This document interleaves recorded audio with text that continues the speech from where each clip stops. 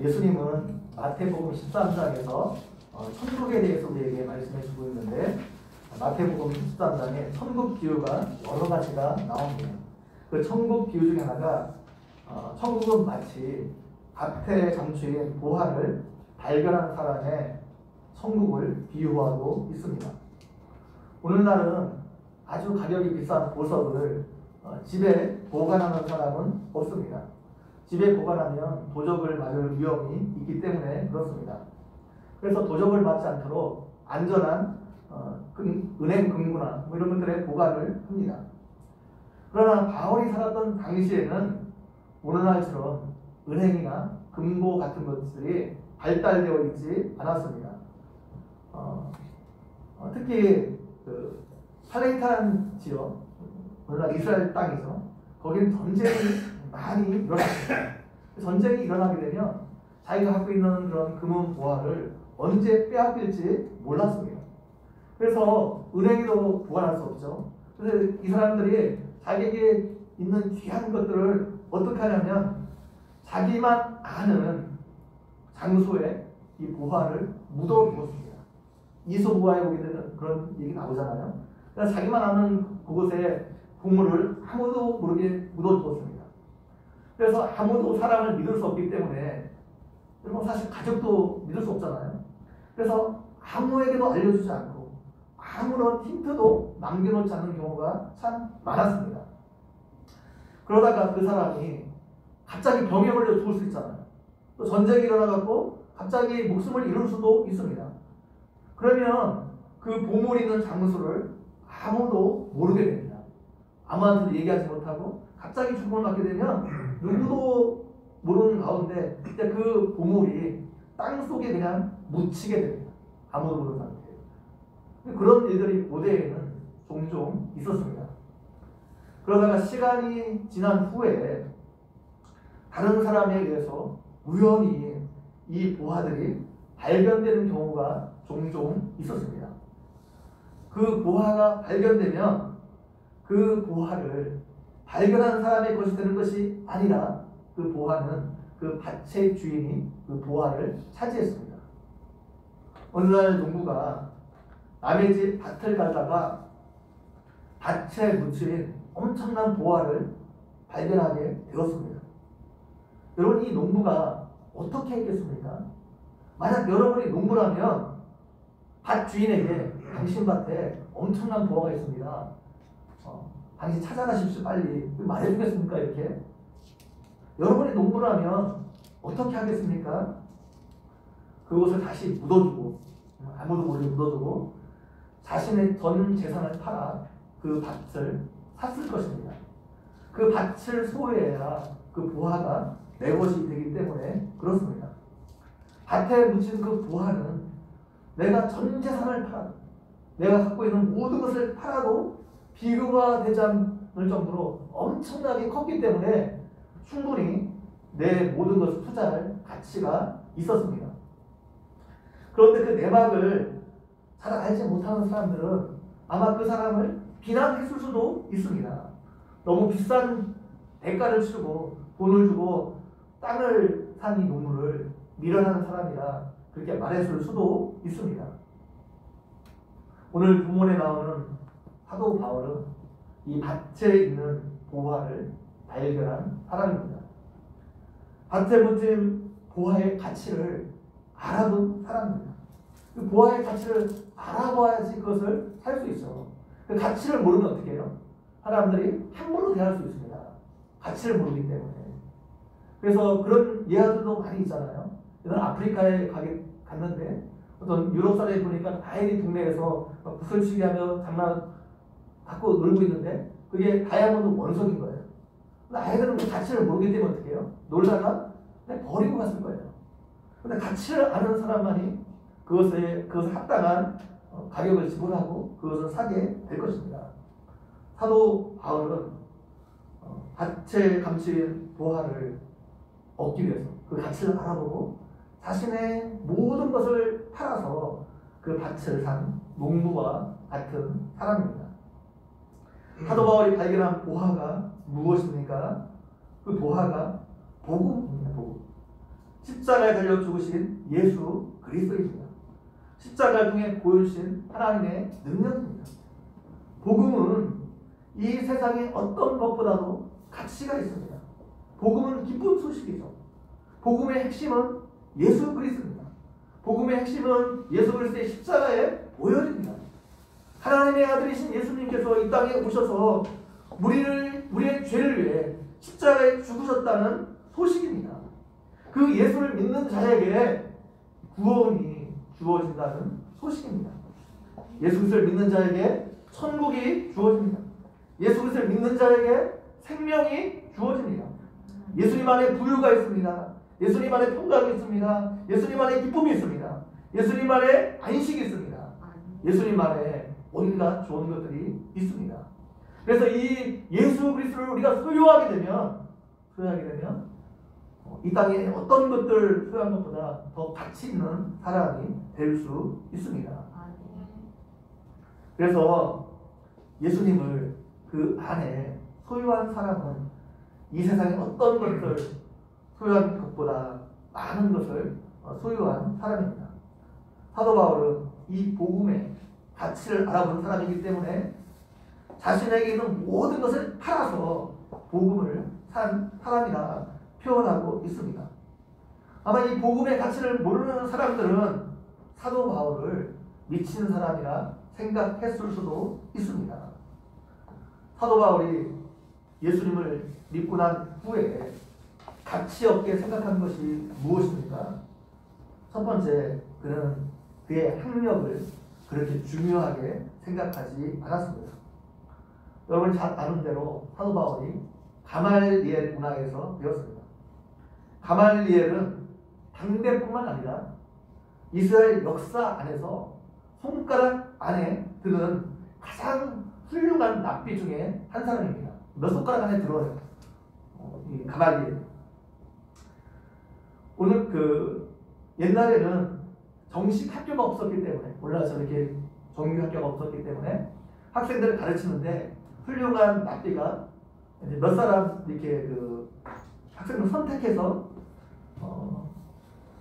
여러 이렇게 반 클래스가 수십 명 있는 것들이 아니라 몇 명의 소수의 사람들만 자신의 제자로 삼았습니다. 도제 교육이라고 해서.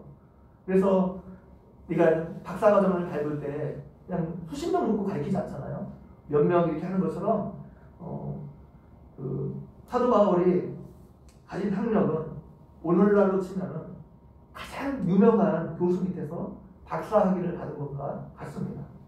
그러니까 당시 이스라엘에서는 몇 명밖에 가질 수 없는 가장 좋은 학벌을 가지고 있었습니다.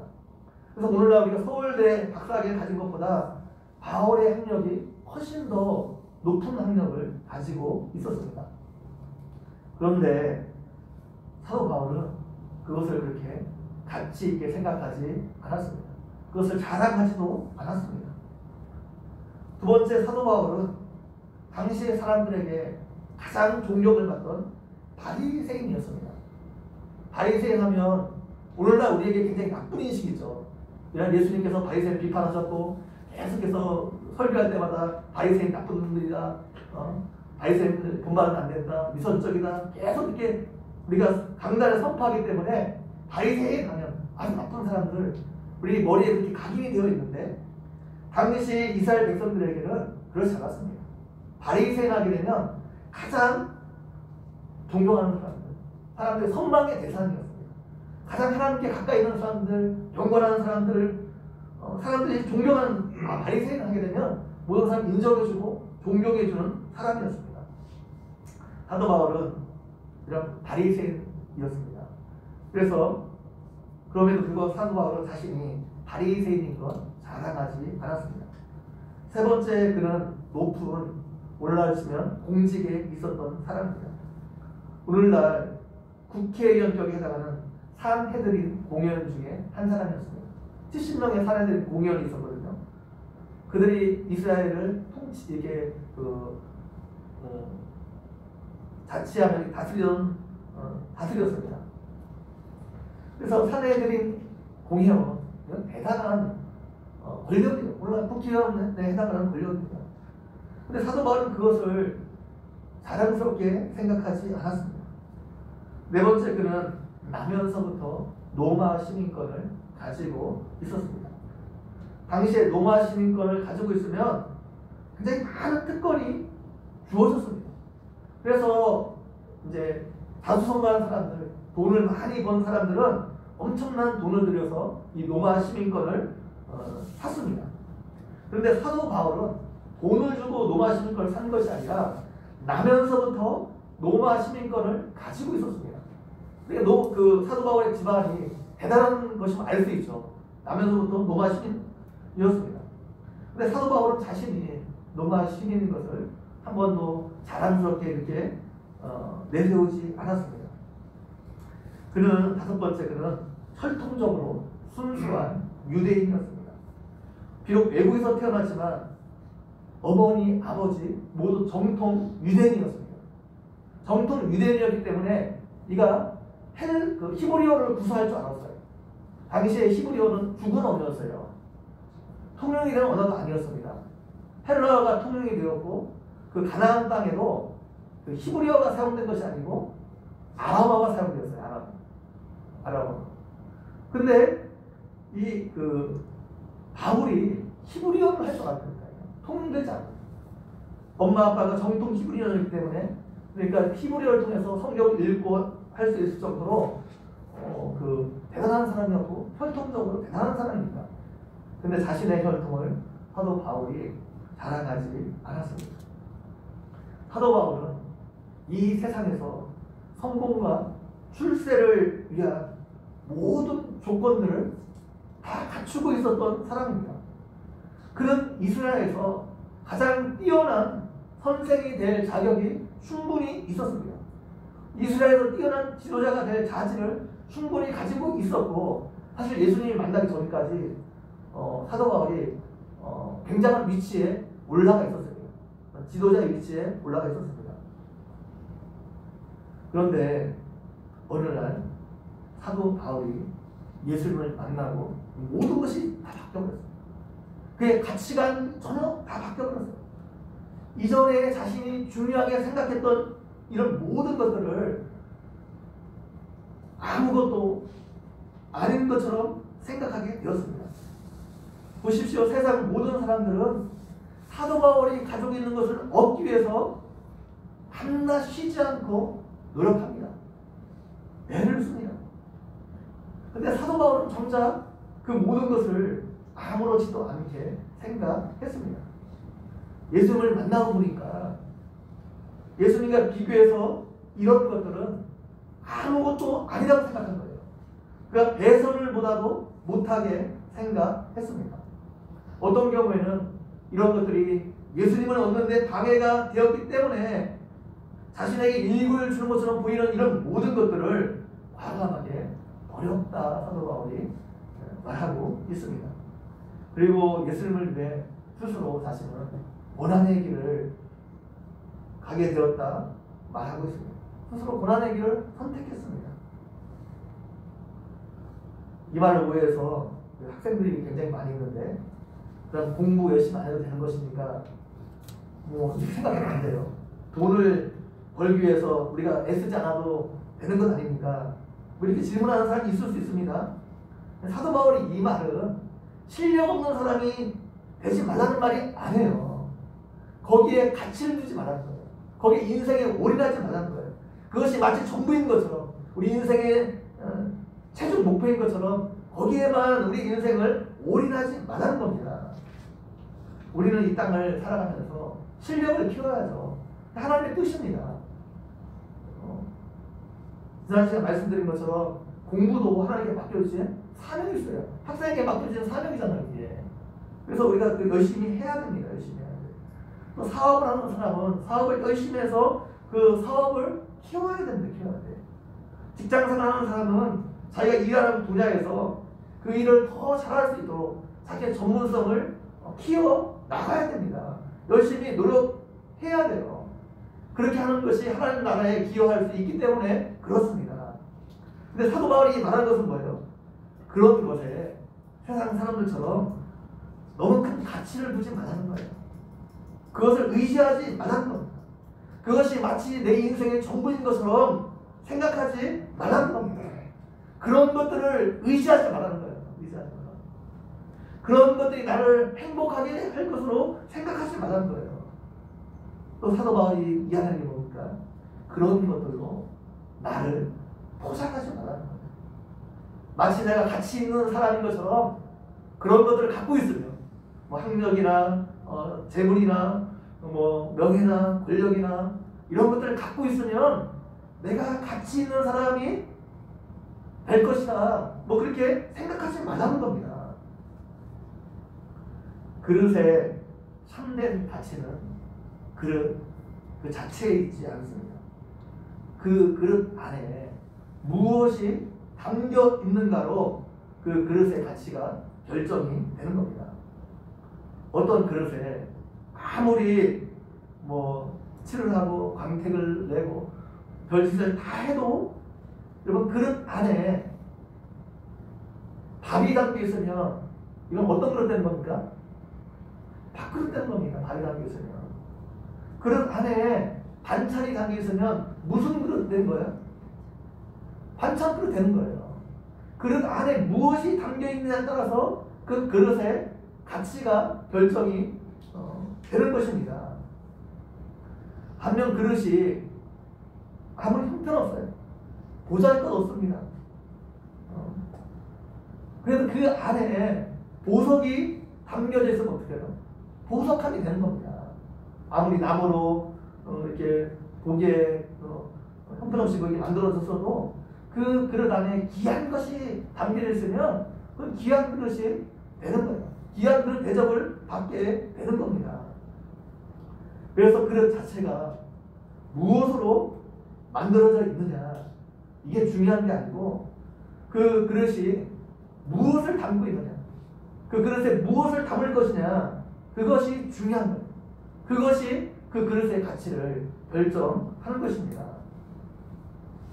사람도 마찬가지입니다. 사람이 가치가 있는 것은 사람 스스로에게 있지 않습니다. 사람이 무엇을 갖고 있느냐 그 사람이 무엇으로 그 것을 포장하고 있느냐 그것이 그 사람의 가치를 결정하지 않습니다. 사도 바울은 자신을 질그릇이라 표현하고 있습니다. 자신뿐만 아니라 이 땅을 살아가는 모든 사람들은 다 질그릇이라는 거예요. 깨어지기 쉽다는 거예요. 이 땅에 있는 모든 사람들은 다 연약하다는 거예요. 아무리 강한 사람처럼 보여도 사람은 그렇지 않습니다. 사람은 그 존재 자체가 질그릇이고 존재 자체가 연약하고 존재 자체가 무능합니다. 이것이 사람의 본질입니다. 하나님께서 사람을 만드실 때 흙으로 만드셨어요. 그리고 다시 그 흙으로 돌아갈 존재입니다. 여러분 흙으로 돌아갈 때 어떻게 해요? 모든 것을 다 놓고 가야 됩니다. 이 땅에서 얻은 어떤 것도 우리를 죽음으로부터 구원해 줄 수 없습니다. 사람은 무능한 존재예요. 자기 문제에 대해서 무능한 존재입니다. 여기 하나님께서 사람을 딱 건드리시면 어떻게 해요? 우리가 어떻게 할 수 없는 상황이 굉장히 많잖아요. 아무리 많은 권력을 갖고 있고 누구도 하나님께 딱 한번 치시기 시작하면 어떻게 해요? 병으로 씻듯이 뭐 어떻게 건드리시면 우리가 갖고 권력으로 재물로 재능으로 우리 힘으로 어떻게 할 수 없는 상황들이 우리 인생에는 굉장히 많습니다. 그래서 사람은 연약한 존재예요. 이 땅에 살고 있는 사람들 중에는 뭐 대단해 보이는 사람들이 참 많죠. 겉으로 보기에는 그 삶이 굉장히 화려한 삶을 살고 있는 것처럼 보이는 사람들이 많습니다. 그런데 그들이 죽으면 어떻게 해요? 그 대단한 것처럼 보이는 것 아무것도 아닙니다.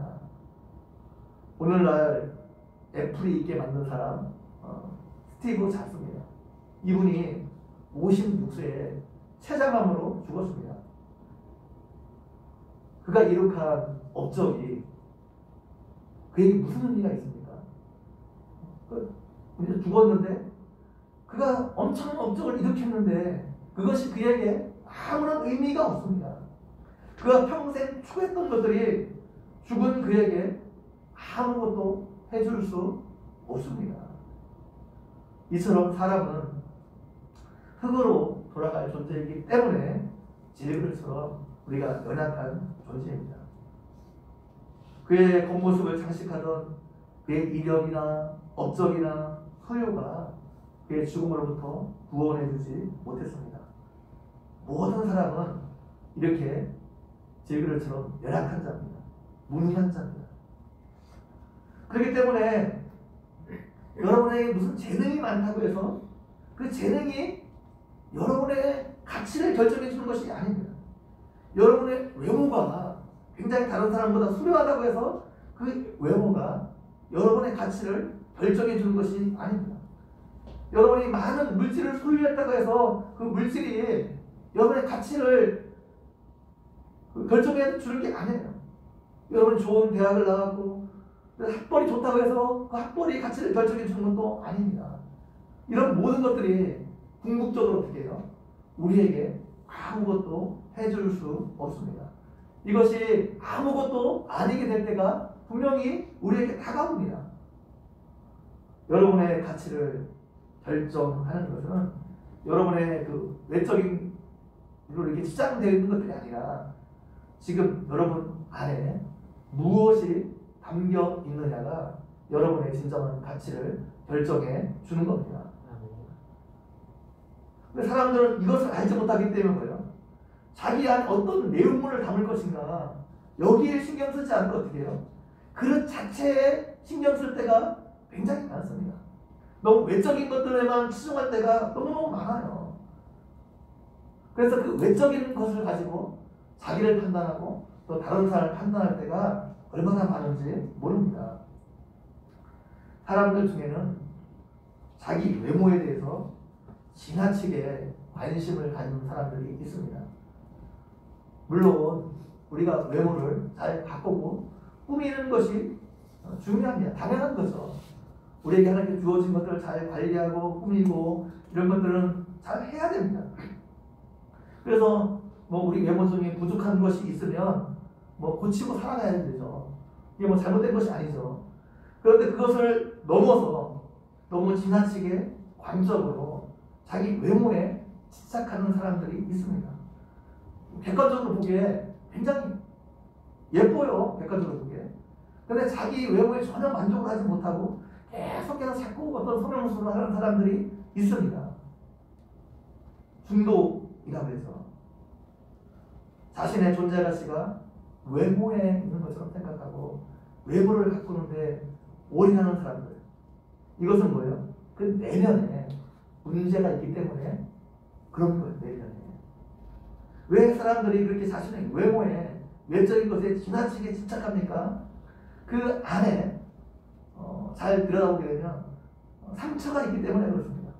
그 상처로 인해서 자신의 자존감이 굉장히 약하기 때문에 낮아졌기 때문에 그렇습니다. 그래서 자신의 그 가치를 자꾸 외적인 것에서 찾으려고 하기 때문에 외모에 자꾸 집착을 하게 되는 겁니다. 학교에서 그 친구들 관계 속에서 굉장히 어려움을 많이 당하는 사람들이 있어요. 학교 다니면서 굉장히 어려움을 많이 겪은 경우 그 내면에 자존감이 굉장히 부족합니다. 그래서 이런 학생들 중에는 외모에 대해서 과도하게 집착하는 경우도 있고 또 어떤 공부를 통해서 자신의 낮은 자존감을 만회해 보려고 하는 사람들이 있습니다. 그래서 아이들이 외모에 대해서 과도하게 집착을 하는 경우에 너무 심하게 야단을 치면 안 돼요. 오히려 그런 아이들이 어떻게 해요? 더 사랑이 필요하고 더 관심이 필요하다는 증거입니다. 그래서 더 많은 사람을 사실은 우리가 줘야 돼요. 더 많이 관심을 가져줘야 됩니다. 남자들은 주로 뭐 자동차나 기계 이런 것들에 관심이 많이 있죠. 저는 그런 거에 별로 관심이 없는데 기계에 별로 관심이 없습니다. 그래서 했는데 뭐 컴퓨터, 자동차 뭐 이런 기기 이런 것들에 굉장히 관심이 많은 경우가 있습니다. 어느 정도 그런 것들에 관심을 가지는 것 이건 문제가 안 되죠. 왜냐하면 그건 사람의 성향이기 때문에 그렇습니다. 우리가 어떤 것들을 좋아할 수 있어요. 그러나 그런 것들에 지나치게 집착하는 것은 문제입니다. 사람들이 말하는 명품 차를 타야 마치 내 존재 가치가 높아질 것으로 생각하는 것 문제가 있는 겁니다. 그래서 사람들 중에 지나치게 명품에 집착하는 사람이 있잖아요. 비싼 가방을 들고 다녀야 내 존재 가치가 높아진다. 그렇게 생각하기 때문에 그렇습니다. 어떤 사람들은 내가 비싼 아파트에 살아야지 내 존재 가치가 높아진다 생각하는 사람들이 있어요. 또 실제로 한국 사회가 그런 것 가지고 다른 사람의 가치 평가를 합니다. 다른 사람들. 그래서 어떻게 해요? 같은 아파트 단지에 살아도 임대 아파트 사는 사람과 그렇지 않은 그 사람들이 서로 어떻게 해요? 차별합니다. 차별해요. 부모들과 어떤 아파트에 사냐에 따라서 같은 아파트에 사는 사람들이 어울리고 학교에서도 아이들이 서로 편을 가르고 서로 놀리는 경우가 굉장히 많습니다. 이거는 세상의 가치관이에요. 세상의 사람들은 그 사람의 외적인 것을 가지고 그 사람의 가치를 평가하는 경우가 굉장히 많습니다. 호텔을 가도 비싼 차를 타고 가는 것하고 그렇지 않은 사람이 대우가 다를 수 있죠. 다르게. 근데 뭐예요? 대우를 달리하는 건 대우를 다르게 하는 그 사람이 문제예요, 사실은. 문제죠. 그 사람은 문제가 있는 거잖아요. 내가 문제가 있는 게 아닙니다. 내가 뭐 좀 좋지 않은 차를 타고 갔다고 해서 내가 문제가 있는 게 아니에요. 그걸 그렇게 가치 평가하는 그 사람에게 지금 문제가 있는 겁니다. 우리는 이런 사람들을 표현할 때 골이 비었다. 골빈 여자, 골빈 남자 이렇게 표현합니다. 그 내면에 채워진 것이 아무것도 없기 때문에 그렇습니다. 그 내면에 채워진 것이 없으니까 어떻게 해요? 자꾸 이런 외적인 것을 가지고 자신을 꾸미고 자신의 가치를 높이려고 하는 겁니다. 그 내면에 정말 가치 있는 것으로 가득 차 있는 사람은 외적인 것을 가지고 자신을 포장하려고 들지 않습니다. 외적인 것을 자신을 포장할 이유가 없기 때문에요. 이미 자신 안에 가치 있고 보배로운 것을 가지고 있기 때문에 자신을 포장할 필요가 없습니다. 자꾸 골이 비어있기 때문에 외적으로 그걸 가지고 자신을 포장하려고 하고 자신의 가치를 높이려고 하는 것입니다. 그런데 문제는 우리 사회가 점점 골빈 사회가 되어가고 있다는 겁니다. 믿는 그리스인들도 어떤 이런 세상의 가치관에 영향을 받고 있다는 것이 문제입니다. 그런데 우리 안에 이미 중요한 보화를 가지고 있다. 오늘 사도 바울은 우리에게 말해주고 있습니다. 그래서 우리 안에 이미 우리가 질그릇인데 우리 안에 이미 보배를 가졌기 때문에 하나님의 힘이 있는 능력을 가졌기 때문에 우리는 이 세상 사람들과 다른 삶을 살아야 된다. 오늘 성경에서 말해주고 있는 겁니다. 그 안에 예수님이라는 부활을 가진 사람은 이런 외적인 것들에 집착하지 않을 수 있다는 거예요. 이미 그 안에 이 세상 어떤 것보다 비교할 수 없는 예수님을 소유하고 있기 때문에 그렇습니다. 그래서 이 사람은 어딜 가든지 당당할 수 있습니다. 누구를 만나든지 당당할 수 있습니다. 어떤 환경을 만나든지 당당할 수 있습니다. 사도 바울이 바로 그런 사람이었기 때문에 그렇습니다. 그렇다고 해서 내가 형편이 되는데 좋은 차 타지 말라는 게 아니에요. 거기에 가치를 두지 말라는 거예요. 내가 형편이 되고 그러면 내가 노력해서 얼마든지 좋은 차를 탈 수 있고 좋은 집에 거할 수 있고 그럴 수 있지만 거기에 존재 가치를 두지 말라는 거예요. 혹시 내가 조금 돈이 없어서 좋은 차를 타지 못하고 좋은 집에 거하지 못할지라도 그것 때문에 위축되지 말라는 거예요. 거기에 우리의 존재 가치가 있는 것이 아니기 때문에 그렇습니다. 그래서 우리 안에 이미 가치 있는 것으로 채워진 사람은 어떤 환경 가운데도 흔들리지 않을 수 있습니다.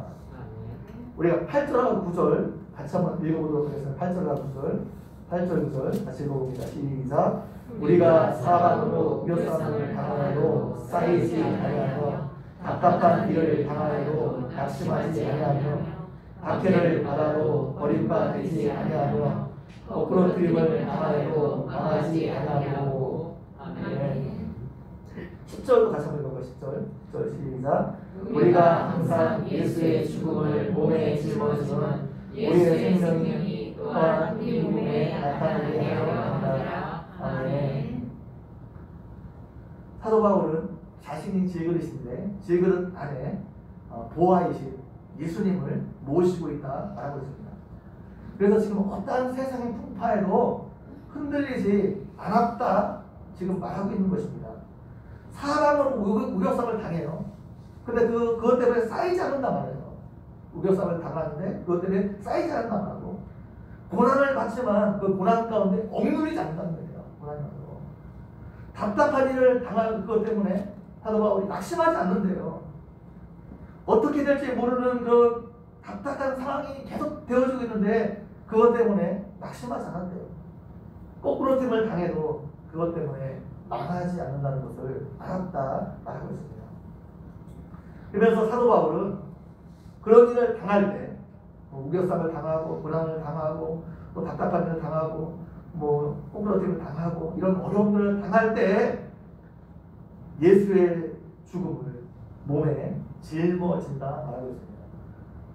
이 말은 여러 가지 해석할 수 있지만 쉽게 말하면 고난을 당할 때 예수 그리스도의 십자가를 생각한다는 거예요. 예수님의 십자가를 생각한다는 거예요. 예수님의 십자가는 이 세상 사람들의 가치관을 볼 때는 철저한 패배의 상징입니다. 십자가에 죽은 예수님은 누가 보아도 어떻게 해요? 이 땅에서 실패한 사람이에요. 십자가역은 아무나 당하는 것이 아닙니다. 로마의 반역을 저지른 사람들이나 국왕노당하는 사람들에게 내려진 형벌이 십자가입니다. 십자가. 그래서 이 세상의 관점으로 보게 되면 십자가는 저주의 상징이고 실패의 상징입니다. 그런데 하나님은 그 실패와 저주의 상징인 예수님의 십자가를 영광의 상징으로 바꾸어 주셨다는 거예요. 승리의 상징으로 바꾸어 놓으셨다는 거예요. 실패와 저주의 상징인 그 예수 그리스도의 십자가를 사용하셔서 온 인류를 구원하는 도구로 사용하셨다는 겁니다. 십자가 이후에 부활을 통해 하나님의 영광을 드러내는 도구로 사용하셨습니다. 그래서 이 십자가를 통해서 예수님은 하나님의 능력을 체험했어요. 어떤 능력입니까? 역전의 능력이에요. 삶을 역전시키고 모든 것을 역전시키는 하나님의 은혜를 십자가를 통해서 우리가 경험할 수 있습니다. 사도 바울은 자신이 어려움을 당할 때 그 십자가를 바라봤다. 십자가를. 그러면 그 고난을 통해서 결국 예수의 생명이 우리를 통해서 나타나게 될 것이라는 거예요. 내가 고난을 통해서 예수의 십자가를 내가 바라보고 의지했더니 결국 나를 통해서 예수의 생명이 나타나게 될 것이라 말씀하고 있습니다. 하나님은 고난을 통해서 우리가 질그릇임을 철저하게 깨닫게 하십니다. 그래서 이 땅에서 이런 어려움을 통해서 볼 거예요. 나는 무능하고 내가 아무것도 아닌 존재인 것을 깨닫게 하셔요. 사람이 조금만 뭔가 가지고 있으면 자신은 대단한 것처럼 생각하거든요. 사업이 잘해서 돈을 좀 갖고 있으면 자신이 뭔가 대단한 것처럼 교만한 사람이 됩니다.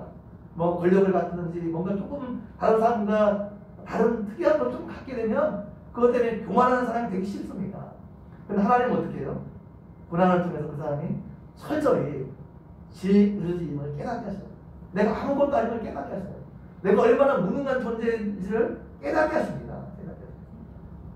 그래서 고난을 통해서 힘이 큰 능력이 우리에게 있는 것이 아니라 하나님께 있음을 우리로 알게 하십니다.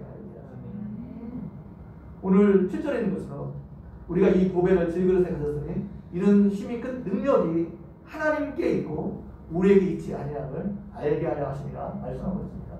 무엇을 통해서? 고난을 통해서 하나님 그것을 알게 하십니다.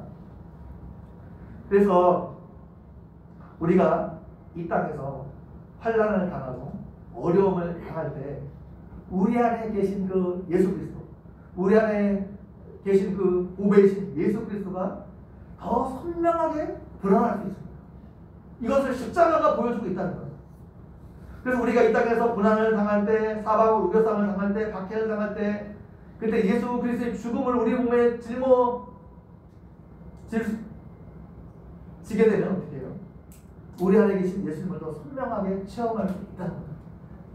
고난 가운데 그 예수님의 십자가를 생각하고 예수 그리스도의 십자가에 나타나신 그 역전의 하나님의 능력을 우리가 생각하며 하나님을 의지하면 어떻게 해요?